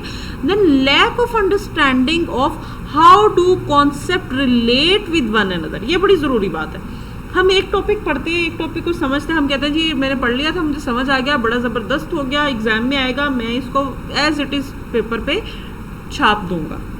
लेकिन हम ये सोचते नहीं है कि हम ये जो चीज़ आज डिस्कस कर रहे हैं, ये जो हमने पिछला टूल पढ़ा था उसके साथ कैसे रिलेट कर रहा है, इसमें और उसमें सिमिलैरिटीज़ क्या है, इसमें और उसमें डिफरेंसेस क्या है, ये किस तरह से एक दूसरे से सिमिलर है, या किस तरह से एक दूसरे से कॉन्ट्राडिक्ट करें, तो हम उनका रिलेशनशिप एक दूसरे के साथ जो है वो किस तरह से इंश्योर करते हैं, किस तरह से आइडेंटिफाई करते हैं। इस चीज़ के ऊपर स्टूडेंट लैक करते हैं और इस चीज़ के ऊपर स्टूडेंट प्रिपेयर नहीं कर पाते। जब इस चीज़ पर प्रिपेयर नहीं कर पाते, एग्जाम में क्वेश्चन आता है, वो प्रैक्टिकल इम्प्लीकेशन पूछता है और हम वहाँ पे प्रैक्टिकल इम्प्लीकेशन की बेस पर उसको जवाब नहीं दे पाते। हम कहते हैं जी मुझे बस आता था, मैंने लिख दिया। अब अगर वो आपको एक सिनेरियो दे के कहता है कि आइडेंटिफाई करें इस गिवन सिनेरियो में कॉस्ट लीडरशिप स्ट्रैटेजी ठीक है या डिफरेंशिएशन ठीक है, हम क्या करते हैं, बीइंग स्टूडेंट हम कॉस्ट लीडरशिप को डिफाइन करते हैं, उस पर लंबे लंबे मजमून लिख देते हैं, अगले पेज पे जाते हैं डिफरेंशिएशन को डिफाइन करते हैं, लंबे लंबे मजमून लिख देते हैं। लेकिन हमें ये नहीं पता होता कि वो हमसे ये पूछ रहे हैं कि आप इन दोनों कॉन्सेप्ट्स को एक दूसरे के साथ रिलेट करके बताएं कि गिवन सिचुएशन में कंपनी को किस स्ट्रेटजी पे जाना चाहिए, कंपनी के फैक्टर्स जो हैं जो उसने आपको उस सवाल में बता दिए, उसके अकॉर्डिंग डिसीजन क्या होना चाहिए, अप्रोप्रिएट डिसीजन क्या है, इस डिसीजन की इम्प्लीमेंटेशन में क्या कंस्ट्रेंट्स आ सकते हैं, हमारे कौन से ऐसे करंट फैक्टर्स हैं, कौन से ऐसे रिसोर्सेज हैं जो हमें इस इम्प्लीमेंटेशन में हेल्प आउट कर सकते हैं। तो ये तमाम चीज़ें हमें अंडरस्टैंड करनी है और ये तभी अंडरस्टैंड होंगी जब हम टॉपिक को इन डेप्थ पढ़ेंगे, कॉन्सेप्चुअलाइज करेंगे, चीज़ों को एक दूसरे के साथ रिलेट करेंगे, तभी जाके हम इस लेवल पे नॉलेज को ग्रैस्प कर पाएंगे। सफिशेंट स्टडी मटेरियल, देखिए स्टडी मटेरियल हमारे पास आईकैप की बुक है और आईकैप की बुक के बाद हमारे पास, मैंने अभी बात की क्योंकि जनरल एरियाज हैं, इवन बाकी सब्जेक्ट्स में भी हमारे पास बहुत सारा और स्टडी मटेरियल, बहुत सारी और बुक्स अवेलेबल होती हैं। तो स्टूडेंट के लिए एडवाइजेबल ये होता है कि आप अपनी कोर प्रिपरेशन के लिए एक बुक रखें। स्टूडेंट को एक ये भी बड़ा जो कॉमन साइकोलॉजिकल इशू इसको कहना चाहिए, वो ये होता है कि अच्छा मैं फ़लाँ कॉलेज की बुक भी पढ़ लूँ, फ़लाँ टीचर की बुक भी पढ़ लूँ, फ़लाँ टीचर के नोट्स भी पढ़ लूँ तो शायद मेरी तैयारी बहुत अच्छी हो जाएगी। देखिए मोर और लेस हर बंदे ने या हर टीचर ने, हर बंदा जो अपने नोट्स बनाता है, अपना स्टडी मटेरियल डिज़ाइन करता है, वो एक अच्छी खासी मेहनत के बाद करता है, उसने एक अच्छी खासी रिसर्च और मेहनत की हुई होती है। तो वो आप एक पर्टिकुलर आइटम आइडेंटिफाई करें कि आपने स्टडी कहाँ से करनी है, कोर आपकी वो स्टडी एरिया होना चाहिए। बाकी जगहों को आप ज़रूर बाकी मटेरियल को कंसल्ट करें, रिलेट करें, आइडेंटिफाई करें कि कोई ऐसा पॉइंट जो किसी दूसरे ने अपने नोट्स में या अपनी बुक में मेंशन किया हुआ आपके पास नहीं है, या वो किस तरह से चीज़ों को रिलेट कर रहा है, इस हद तक तो ज़रूरी है। लेकिन अगर आप ये कहें कि आप 6-6, 7-7 डिफरेंट बुक्स ले लें और इस तरह से आप तैयारी नहीं कर पाएंगे, सो एडवाइजेबल इज़ दिस कि आपके पास एक आपकी कोर एरिया होना चाहिए और उसके बाद बाकी जगहों से आप बिल्कुल रिलेट करें और करना चाहिए। रिलेट ज़रूर करें बट कोर फोकस एक चीज़ पे रखें। सो दोनों चीज़ें ज़रूरी हैं, को एक चीज़ के ऊपर फोकस करें। तैयारी के लिए रेफरेंस पॉइंट आपका एक ही होना चाहिए, लेकिन नॉलेज पर्पस के लिए और अपनी उस तैयारी को एनहेंस करने के लिए आप डिफरेंट जगहों से कंसल्टेशन या डिफरेंट मटेरियल से कंसल्टेशन ज़रूर करें। फोर्थ पॉइंट बड़ा इंपॉर्टेंट पॉइंट है, हमारी प्रोफेशनल अप्रोच नहीं होती आंसर को राइट करने में। वी डू नॉट फोकस कि एग्जामिनर ने हमसे क्या पूछा है, हमें उसको कितने मार्क्स का सवाल को कितनी इंपॉर्टेंस देनी है, उसको किस तरह से राइट डाउन करना है, हमसे क्या पूछा जा रहा है, हमें उसका कितना जवाब देना है, हमें जवाब को स्टार्ट कहाँ से करना है, एंड कहाँ करना है, एंड पे कंक्लूजन किस तरह से करना है, ये प्रोफेशनल अप्रोच मिसिंग होती है। हम कहते हैं जी उसने पूछा मार्केटिंग स्ट्रेटजीज की टाइप लिखो, हम फटाफट सारी मार्केटिंग स्ट्रेटजीज लिख के और सवाल को एब्रप्टली ख़त्म कर देते हैं। ना हम उसको लॉजिकली स्टार्ट करते हैं और ना ही लॉजिकली एंड करते हैं। तो क्वेश्चन को एक लॉजिकल वे से स्टार्ट करें और कभी भी क्वेश्चन को एब्रप्टली एंड ना करें, उसको एंड पे कंक्लूड करें, क्लोजिंग लाइंस दें। क्लोजिंग लाइंस का मतलब है just 1 or 2 line, conclusion in just 1 or 2 lines, जिससे एग्जामिनर को ये आइडिया हो जाए कि आप जब मार्केट में बैठ के काम करेंगे या जब आप अपनी प्रैक्टिकल फील्ड में काम करेंगे तो आप चीज़ों को किस तरह से लेके चलेंगे, वही वाला नॉलेज, वही वाला स्टाइल वो आपसे पेपर में भी एक्सपेक्ट करता है कि आप लॉजिकली चीज़ों को स्टार्ट करें और प्रोफेशनल वे में प्रेजेंट करके लॉजिकली कंक्लूजन के साथ एंड करें। एक प्रॉपर स्टार्ट और एक प्रॉपर एंड आपके क्वेश्चन का होना ज़रूरी है। Abrupt start and abrupt ending never ensures success. Then examiner expectation को आप फॉलो नहीं करते, आप नहीं इस चीज़ के ऊपर फोकस करते कि वो आपसे क्या एक्सपेक्ट कर रहा है। जैसे मैंने बात की कि एग्जामिनर ने जब आपको लेवल्स ऑफ टेस्टिंग या प्रोफिशिएंसी लेवल्स जब आपको बता दिए तो वो उन वर्ड्स के साथ आपसे वही आंसर एक्सपेक्ट कर रहा होता है। अगर वो आपसे कह रहा है डेमोन्स्ट्रेट तो आप सिर्फ डेमोन्स्ट्रेट करेंगे, अगर वो आपसे कह रहा है अप्लाई करें तो इसका मतलब है एग्जामिनर एक्सपेक्ट कर रहा है कि आप पर्टिकुलर सिनेरियो के ऊपर एक पर्टिकुलर मॉडल अप्लाई करके उसको बताएंगे कि ये जो मॉडल आप कह रहे हैं ये इस पर्टिकुलर सिचुएशन पे इस तरह से अप्लाई होता है। सो हम एग्जामिनर की एक्सपेक्टेशन को ग्रैस्प नहीं कर पाते और हम एक सफ़े के कोने से जवाब लिखना शुरू करते हैं और लिखते लिखते हम सफ़े भर भर के 3-4 सफ़े भरने के बाद हम कहते हैं जी बहुत अच्छा और लंबा मैंने लॉजिकल जवाब दिया तो ये बहुत अच्छा मेरा क्वेश्चन जो है वो अटेम्प्ट हो गया। ऐसा नहीं है। अगर आपने एग्जामिनर की एक्सपेक्टेशन को माइंड में रखते हुए ब्रीफ आंसर भी किया है तो उसमें आपके मार्क्स स्कोरिंग के चांस ज़्यादा होंगे एज़ कम्पेयर कि आपने लंबे लंबे मज़ामीन तो लिख दिए लेकिन उसमें कोई लॉजिकल बात को आपने रिलेट नहीं किया। इसके बाद हमारे करंट फिनोमेना में स्टूडेंट का जो एटीट्यूड है towards class lectures, specially online classes में स्टूडेंट का ये एटीट्यूड जो है ना ये बड़ा ही नॉन सीरियस कहना चाहिए हो चुका है। Students do not focus on class lecture. वो कहते हैं अच्छा जी लेक्चर मैंने नहीं लिया या मैंने नहीं ले रहा, बस नोट्स मिल जाएंगे, मैं नोट्स से गो थ्रू कर लूँगा तो मैं पेपर पास कर लूँगा।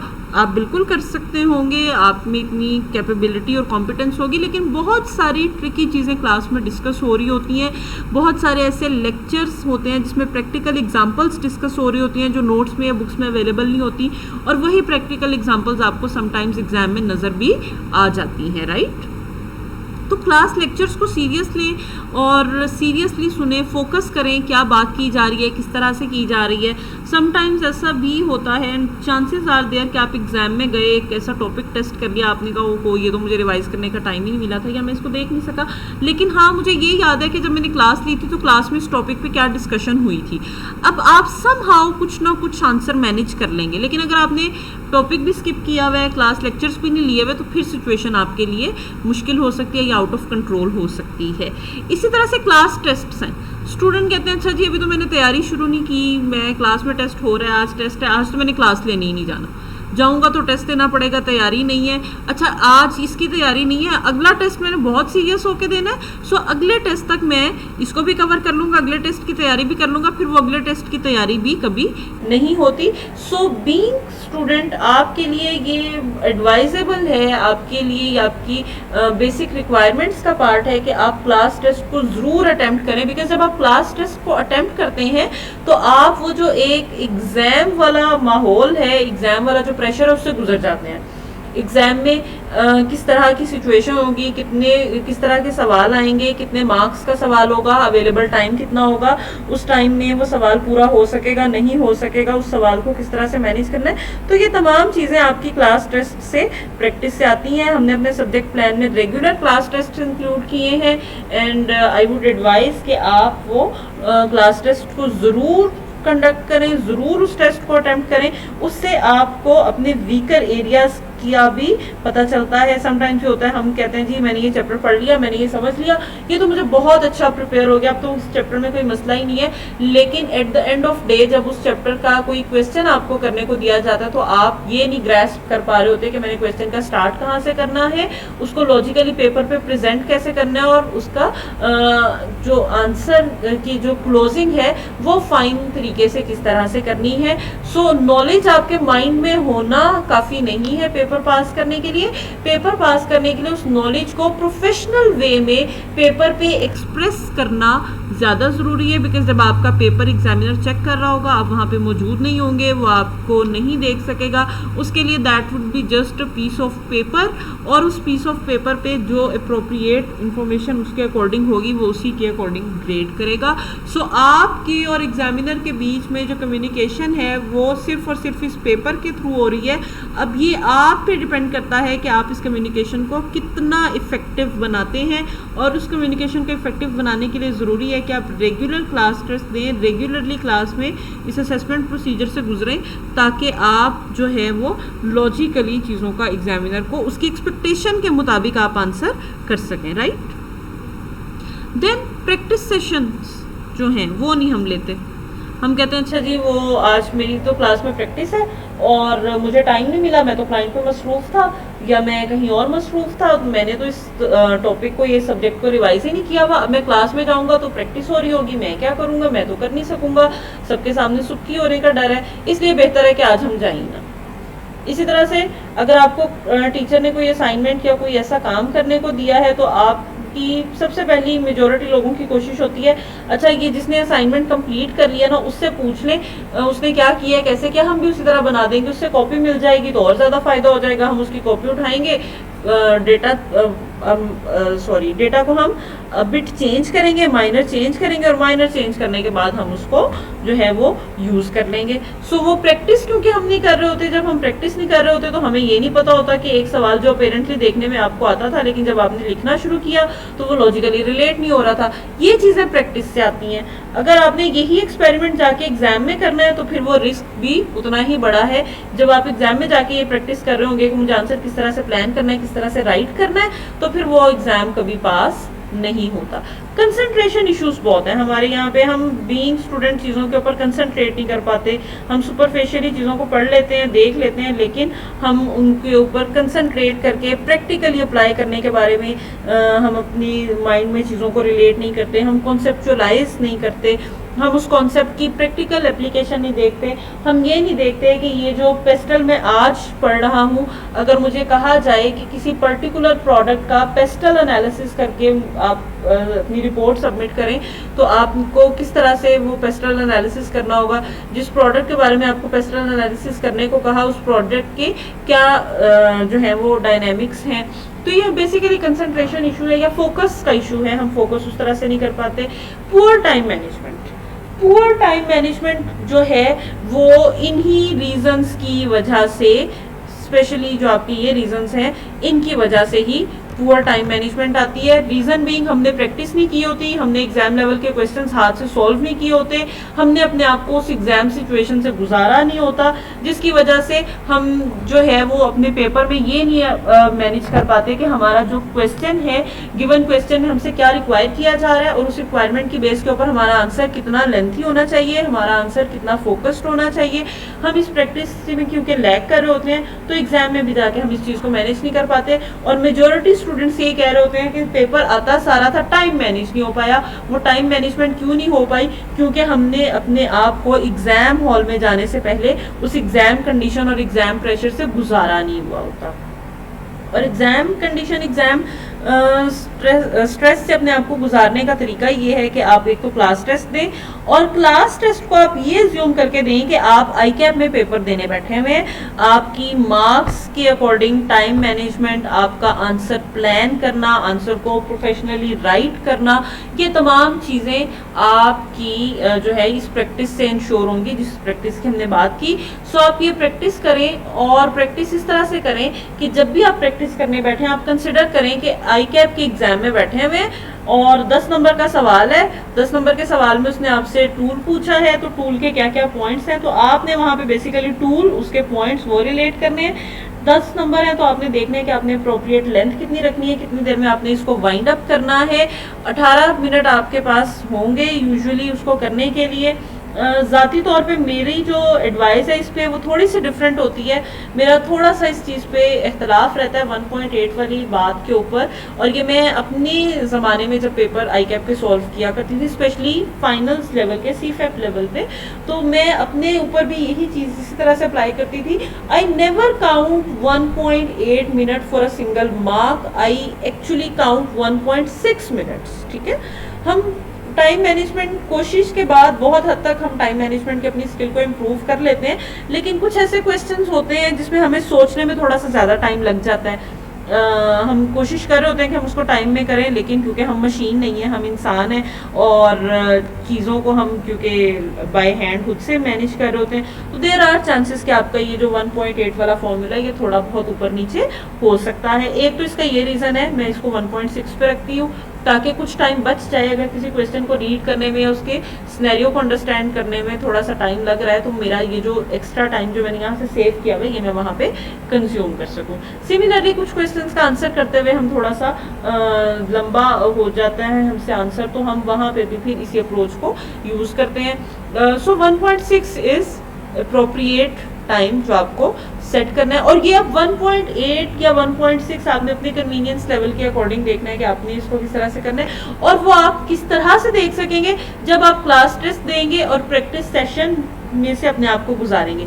ये क्लास टेस्ट और प्रैक्टिस सेशन में से गुजारना ही एक्चुअली इस चीज़ को इंश्योर करता है कि आप जो है उसको किस तरह से एग्जाम में मैनेज कर पाए, यानी आपने अपनी टाइम मैनेजमेंट को किस तरह से देखा।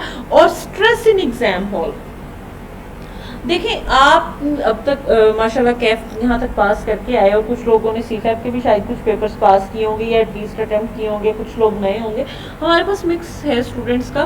तो आप अगर इंटर रिलेट करें या अपने माइंड में रिकॉल करें, तो जिस भी एग्जाम में आपको स्ट्रेस हुआ, जिस भी पेपर में आपको स्ट्रेस हुआ, उस पेपर में आपकी तैयारी की कमी उस स्ट्रेस को क्रिएट करने में सबसे बड़ी वजह होगी।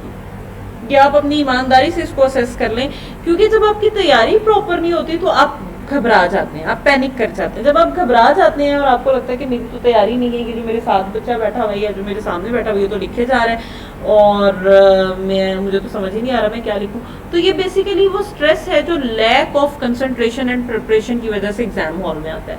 अब इसके ऑपोजिट आपके माइंड में ऑब्वियसली ऐसी सिचुएशन भी होगी कि आपने बहुत अच्छी तैयारी की, बहुत मेहनत की, और वहाँ पे जाके आपने जब पेपर देखा तो आपको किसी किस्म का स्ट्रेस नहीं हुआ। अक्सर बच्चे कहते हैं जी मैं तो बिल्कुल ही ब्लैंक हो गया पेपर देख के। वो वही बच्चे ब्लैंक होते हैं जिनकी ऑलरेडी तैयारी सेटिस्फैक्ट्री नहीं होती, या जिनकी ऑलरेडी तैयारी एग्जाम के पॉइंट ऑफ व्यू से उतनी नहीं होती जितनी होनी चाहिए थी। सो इन सारी चीज़ों को भी आपने घर से कंट्रोल करके जाना है। स्ट्रेस सिर्फ और सिर्फ तब होता है जब आपकी तैयारी नहीं होती, जब आपकी प्रैक्टिस नहीं होती, when you do not know how to logically present your answer. तो जब ये चीज़ें मौजूद नहीं होती तो फिर अल्टीमेटली आपका स्ट्रेस आता है। अब वो जब स्ट्रेस आता है तो स्ट्रेस की वजह से फिर आपको पेपर का जितना पोर्शन आता है या जो पोर्शन आपने प्रिपेयर किया हुआ है आप उसको भी इफेक्ट कर लेते हैं, बिकॉज वो स्ट्रेस फिर आपकी सोचने समझने की जो सलाहियत है उसके ऊपर कब्जा करके बैठ जाता है। तो इसलिए अपनी तैयारी मुनासिब रखें, सेटिस्फैक्ट्री रखें, ताकि आप इस स्ट्रेस से बच सकें। जब आपने बहुत अच्छी तैयारी की होती है ना एग्जाम पॉइंट ऑफ व्यू से, और एग्जामिनर कोई ऐसा क्वेश्चन दे देता है, ऑब्वियसली ऐसे तो नहीं हो सकता कि 100% पेपर आपको नहीं आता, लेकिन अगर कोई ऐसा टेक्निकल या मुश्किल सवाल दे देता है तो फिर वहाँ पे आपके पास जो है वो ये रूम अवेलेबल ज़रूर होता है कि मैं कोशिश कर सकता हूँ, क्योंकि मैंने तैयारी की हुई है, मुझे जनरल नो हाउ है, मुझे चीज़ों का पता है। एग्जामिनर ने जितना मुश्किल सवाल बनाना था बना लिया, अब मैं उसको ब्लेम नहीं कर सकता, मैं उसको चैलेंज नहीं कर सकता। What I can do at this time कि मैं अब इसमें अपनी कितनी कोशिश कर सकता हूँ, और मुझे अपनी मैक्सिमम कोशिश यहाँ पे करनी है। और जब आप कोशिश करते हैं और स्ट्रेस फ्री माइंड के साथ कोशिश करते हैं तो पॉजिटिव रिजल्ट्स आने के चांसेस उतने ज़्यादा होते हैं। सो क्रक्स की अगर हम बात करें, अभी तक की जो डिस्कशन है रीजंस ऑफ फेलियर की, इसमें अगर हम क्रक्स की बात करें तो क्रक्स यहाँ पे हम इन चीज़ों को इन पूरे पॉइंट्स को 2-3 चीज़ों में समराइज कर सकते हैं। वो ये, फर्स्ट ऑफ ऑल आप अपनी तैयारी बहुत भरपूर करें, इन डेप्थ तैयारी करें, चीज़ों को लॉजिकली रिलेट करें, कॉन्सेप्चुअलाइज करें, प्रैक्टिकली अप्लाई करना सीखें। और जब आपने ये नॉलेज ले लिया तो उसके बाद अपने आप को असेसमेंट प्रोसेस में से गुजारें। टेस्ट कंडक्ट जो हो रहे हैं कॉलेज में या आपको जो ऑनलाइन टेस्ट कंडक्ट हो रहे हैं, इन टेस्ट को रेगुलर अटेम्प्ट करें, अगर आप ऑनलाइन क्लास का पार्ट है, घर बैठ के अटेम्प्ट कर रहे हैं, तो अपने आप के साथ ईमानदार रहें, बगैर बुक खोले, बगैर किसी मटेरियल को रेफर किए इस तरह से तैयारी करें जैसे आप इस तरह से उसको आप जो है वो अटेम्प्ट करें जैसे आप एग्जाम हॉल में बैठे हुए हैं और एग्जाम हॉल में आप अपना आंसर प्लान कर रहे हैं और रेगुलरली अपने आप को टेस्ट सेशन और प्रैक्टिस सेशन से गुजारें। This is actually refinement process. आप जितना ज्यादा अपने आप को इस रिफाइनमेंट प्रोसेस में से गुजार लेंगे, आपकी सक्सेस के चांसेस उतने ज्यादा हो जाएंगे और आपका स्ट्रेस भी अल्टीमेटली उतना ही रिड्यूस होगा, राइट। सो हमारी टीचिंग मेथोडोलॉजी मैंने पहले भी बात की थी, हम 100% कोर्स कवर करेंगे, हम कोई चीज़ भी घर से छोड़ के नहीं जाएंगे। जब हम घर से ही अपनी तैयारी में कुछ चीज़ें छोड़ के चले जाते हैं, सिलेक्टिव स्टडी पे चले जाते हैं, तो इसका मतलब है कि हम 15 से 20 नंबर, लेट सपोज जैसे मैंने भी आईटी मैनेजमेंट की बात की थी, अगर आप वो एरिया छोड़ देते हैं चैप्टर नंबर 10, तो इसका मतलब है कि आप घर से ही अपने 15 से 20 नंबर गंवा के गए हैं, ठीक है। अब 15 से 20 आप घर से गवा गए, पता चला 10 से 12 नंबर का ऐसा सवाल आ गया जो बड़ा ट्रिकी सवाल है, जो हैंडल करना मुश्किल हो रहा है, या जिसमें से आपको लग रहा है कि आप शायद ज़्यादा अच्छे मार्क्स स्कोर नहीं कर पाएंगे, तो 15 से 20 आप घर से छोड़ के चले गए हैं, 10 से 15 का सरप्राइज एग्जामिनर ने आपको दे दिया है। अब आप खुद असेस कर सकते हैं कि आप किस पॉइंट पे खड़े होंगे। सो इसलिए 100% कोर्स कवर करें। 100% कोर्स कवरेज के बाद आप अपने आप को हर एरिया, हर टॉपिक से रिलेटेड असेसमेंट प्रोसेस से गुजारें। कोई सिलेक्टिव स्टडी ना करें जी फला मेरा जो दोस्त था उसने लास्ट टाइम में इतनी बस ये टॉपिक्स प्रिपेयर किए थे, पेपर उसने किया 75 मार्क्स का, 80 मार्क्स का उसका पास हो गया। तो बेटे अब वो जो उसने 75 या 80 मार्क्स का पेपर करके पास किया है, उसका मतलब है कि उसने वो 75 या 80 मार्क्स बहुत ही आउटस्टैंडिंग अटेम्प्ट किए होंगे, कोई गलती नहीं की होगी, तब जाके उसके पास होने के चांसेस हुए। यूजुअली इस लेवल के ऊपर आप पास नहीं होते, इतने मार्क्स छोड़ के आप इतने मार्क्स को ऑलरेडी घर छोड़ आते हैं। So it is always advisable for student 100% course cover करें, कोई सिलेक्टिव स्टडी ना करें। बास बच्चे कुछ टॉपिक्स ये कह के छोड़ देते हैं ये तो पिछले 5 साल में उसने टेस्ट नहीं किया तो वो अब भी टेस्ट नहीं करेगा, ऐसा नहीं है, क्योंकि एक चीज कोर्स का पार्ट है, एक चीज एग्जामिनेशन ग्रिड का पार्ट है। आप एग्जामिनर को चैलेंज नहीं कर सके तुमने 5 सालों में तो ये टेस्ट नहीं किया था, आज क्यों कर लिया, आप ऐसा कुछ नहीं कर सकते। जो भी कुछ आपके सिलेबस में है आपको वो प्रिपेयर करना है और आप एक्सपेक्ट करें कि वो एग्जाम में किसी भी तरह से आ सकता है, ठीक, राइट। उसके बाद हम देखेंगे कि आपने एग्जामिनर से एक स्टेप आगे जाना है। एक स्टेप आगे जाने का मतलब है एग्जामिनर आपसे क्या पूछ सकता है, किस तरह से पूछ सकता है, ये आप तभी असेस करेंगे जब आपकी प्रॉपर नॉलेज और प्रॉपर आपने चीज़ों को कंसेप्चुअलाइज किया हुआ। उसके बाद पास्ट पेपर्स देखें, पास्ट पेपर्स को देखते हुए या आपकी जो बुक में केस स्टडीज़ हैं, प्रैक्टिस किट में केस स्टडीज़ हैं, इन तमाम चीज़ों को रीड करें, देखें, इनको सॉल्व करने की कोशिश करें और साथ साथ अपने माइंड से लॉजिकली सोचें कि अच्छा अगर ये क्वेश्चन इसने इस तरह से बनाया तो ये क्वेश्चन और किस किस तरह से बन सकता है, राइट। तो आप एग्जामिनर से एक स्टेप आगे रहें, नॉलेज को अचीव कर, नॉलेज को अटेन करने में, मेंटेन करने में, कंसोलिडेट करने में और उसको असेस करने में कि आपसे किस किस तरह से चीजें एग्जाम में टेस्ट की जा सकती हैं। मैस्टरी इन इंडिविजुअल टॉपिक्स, मैस्टरी इन इंडिविजुअल टॉपिक का मतलब है कि डेफिनेशन से लेके प्रैक्टिकल एप्लीकेशन तक तमाम एरियाज के ऊपर आपकी ग्रिप बड़ी स्ट्रॉन्ग होनी चाहिए।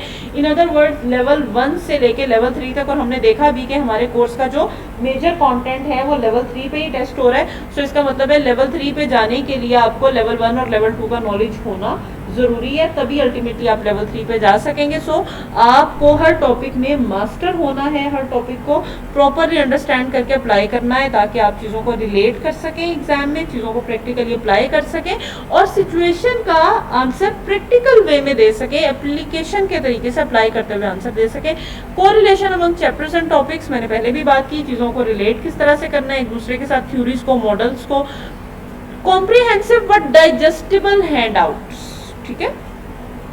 आप बुक कंसल्ट कर रहे हैं, बुक को कंसल्ट कीजिए, टीचर ने आपको हैंडआउट्स दिए उनको कंसल्ट कीजिए। अगर आपको लग रहा है कि आपका कोई टॉपिक लंबा है या बहुत ज़्यादा एक्सटेंसिव उसमें लिखा हुआ है तो आप अपने हैंडआउट्स भी बना सकते हैं। अगर आपको मार्केट में कोई हैंडआउट्स अवेलेबल नहीं है या आपको उस पर्टिकुलर टॉपिक पे अगर क्लास में हैंडआउट्स नहीं दिए तो आप अपनी समरीज बना सकते हैं, इंपॉर्टेंट पॉइंट्स बना सकते हैं। वैसे भी लास्ट नाइट के ऊपर आपकी बुक पूरी की पूरी रीड करना और रिवाइज करना बिल्कुल इम्पॉसिबल बात है, तो आप मेजर जो चीज़ें हैं वो वो हाईलाइट करके अपने पास रख सकते हैं हैंडआउट्स की फॉर्म में, ताकि आप वन नाइट या वन डे में जो आपने गो थ्रू करना है वो आप चीज़ों को प्रॉपरली गो थ्रू कर लें। पास्ट पेपर डिस्कशन बड़ी ज़रूरी है। पास्ट पेपर डिस्कशन में हम उसका एक तो क्वेश्चन फ्रेम करने का स्टाइल देखते हैं, वो क्वेश्चन किस तरह से फ्रेम करता है, कौन से एरिया से वो कितने सवाल टेस्ट कर रहा है, ग्रिड को फॉलो कर रहा है नहीं कर रहा, उसने पेपर में कौन से इंपॉर्टेंट सवाल डाले, उन इंपॉर्टेंट सवालों को वो टेक्निकली किस तरह से आपसे टेस्ट कर रहा है, किस तरह से आपसे दूसरे मॉडल्स और चीज़ों के साथ रिलेट करवा रहा है, और उन टेक्निकल सवालों ने पेपर में कितने मार्क्स कवर किए, राइट। तो ये तमाम चीज़ें हमारी ज़रूरी हैं ताकि हम अपनी तैयारी को प्लान कर सकें, आइडेंटिफाई कर सकें कि किन एरियाज़ पे कितना फोकस करना है, किन एरिया से प्रैक्टिकल क्वेश्चंस कितने ज़्यादा बनते हैं, वो जो क्वेश्चंस बनते हैं आज तक जो बने वो किस स्टाइल के बने, आगे किस स्टाइल के क्वेश्चंस बन सकते हैं। इसी तरह से हमने ये भी देखना है, जब हम ये टेस्ट वाले सिनेरियो से स्टूडेंट्स अपने आप को गुजारेंगे, रेगुलर प्रैक्टिस सेशन में से गुजारेंगे, तो हम उनकी प्रैक्टिस को जो पेपर पे उन्होंने प्रोड्यूस किया फ्रॉम देयर नॉलेज उसको असेस करेंगे, उसको आइडेंटिफाई करेंगे और ये देखेंगे कि स्टूडेंट ने जो आंसर पेपर पे किया था वो कितना प्रोफेशनल तरीके से किया था और उसकी वीकनेसेस कहाँ कहाँ पे और उन वीकनेसेस को उसने किस तरह से कवर करना है, ताकि वो जो एग्जामिनर आपसे रिक्वायर कर रहा है कि आप प्रोफेशनल वे में आंसर करें, वो ही प्रोफेशनल वे में आंसर करने की प्रैक्टिस आप घर से करके जा रहे हों। सो ये तो हमारी जनरल डिस्कशन थी। Now let's move to the course contents. क्या हैं आपके, किस तरह से कवर होंगे और किस तरह से हम जो है सीक्वेंस ऑफ कवरेज क्या रखेंगे और किस तरह से हम फिर टेस्ट ले रहे होंगे, राइट। सो ये बिजनेस मैनेजमेंट स्ट्रेटजी सब्जेक्ट है, ये सब्जेक्ट का इंट्रोडक्शन है, आपके तकरीबन 4 मंथ्स इसकी ड्यूरेशन है। एक्सपेक्टेडली ये हम 5 नवंबर को ख़त्म कर रहे होंगे, तकरीबन 51 आवर्स बनते हैं। आपकी मेरे साथ जो दोनों डेज़ की क्लासेस हैं उसमें ईद की वकेशंस भी आ रही हैं and will try to manage के ईद की वकेशंस में किस तरह से हम आपके सिलेबस को लेके चलें। क्लास टाइमिंग्स आपकी 6:30 PM टू 8 PM है, 2 days in a week which is Thursday and Friday, और उसके बाद फिर आपको LMS के ऊपर ये लेक्चर्स भी अवेलेबल होंगे। सो 8 जुलाई से हमने स्टार्ट किया, हमने ये जनरल डिस्कशन की, पेस्टल था, पेस्टल इंशाल्लाह हम अगली स्लाइड्स में डिस्कस करेंगे। सो एनवायरमेंटल एनालिसिस में जो हमने टूल यूज़ किया दैट इज़ पेस्टल एनालिसिस, उसके बाद हमारा फिर ये चैप्टर 2 चल रहा होगा। चैप्टर 2 हम जैसे ही कंप्लीट करेंगे तो हम चैप्टर 3 पे आएंगे। चैप्टर 3 के बाद हमारे पास ये एक वीक में वेकेशंस आ रही होंगी। उसके बाद चैप्टर 4 हम इंटरनल एनालिसिस करेंगे, वीडियो फ्रेमवर्क एंड स्वॉट एनालिसिस करेंगे। देन उसके बाद हम चैप्टर 16-17 पे मूव कर जाएंगे। और अगर आपको याद हो तो हमने भी आज के डिस्कशन के स्टार्ट में देखा था, ये वाले जो चैप्टर्स हैं ये आपके स्ट्रेटेजिक पोजीशन एनालिसिस से रिलेट कर रहे हैं। सो फर्स्ट ऑफ ऑल हम पोजीशन को एनालाइज करते हैं कि हम कहाँ पे खड़े हैं। उसके बाद हमने रिस्क की बात की थी, तो चैप्टर 17 जो है 16 रिस्क को आइडेंटिफाई और असेस करता है और 17 उसको कंट्रोल करता है। कंपेटिटिव एडवांटेज हम किस तरह से ले सकते हैं, पोर्टर की जेनेरिक स्ट्रेटजीज क्या थी, पोर्टर ने कंपेटिटिव एडवांटेज को अचीव करने के लिए और मेंटेन करने के लिए क्या स्ट्रेटजीज दी। इसी तरह से बोमैन का स्ट्रेटेजिक लॉ क्या कह रहा था, एक ऑर्गेनाइजेशन में बिजनेस की डेवलपमेंट किस तरह से हो सकती है, हमारी ग्रोथ स्ट्रेटजीज क्या हैं, डिफरेंट ग्रोथ स्ट्रेटजीज मौजूद होती हैं जो हम जब इस एरिया पे आएंगे तो हम बिल्कुल डिटेल में डिस्कस करेंगे। प्रैक्टिकली कौन सी सिचुएशन में कौन सी थ्योरी किस तरह से अप्लाई होती है। देन मेथड ऑफ डेवलपमेंट हम देखेंगे। फिर उसके बाद हमारा जो है वो finance, research and marketing strategy आ जाएगा। इसी तरह से हमारा जो है वो ऑपरेशंस मैनेजमेंट आएगा, ऑपरेशंस की स्ट्रेटजी क्या है, ऑपरेशंस को किस तरह से चलाना। फॉर एग्जांपल आपके ऑपरेशंस पे अगर इन्वेंट्री मैनेजमेंट है तो इन्वेंट्री मैनेजमेंट को हमने गिवन सिचुएशन में किस तरह से लेके चलना है। उसके बाद चैप्टर नंबर 10 हमने बात की। ये चैप्टर सिर्फ और सिर्फ एक लेक्चर में ख़त्म होने वाला चैप्टर है, आसान छोटा चैप्टर है, लेकिन आपके पेपर का 15 से 20 नंबर का एरिया सिक्योर करता है। सो उतना ही इम्पोर्टेंट भी है, राइट। चैप्टर 11, 12, 13 हमने बात की थी, ये रिलेट करते हैं हमारे रिक्रूटमेंट सिलेक्शन से।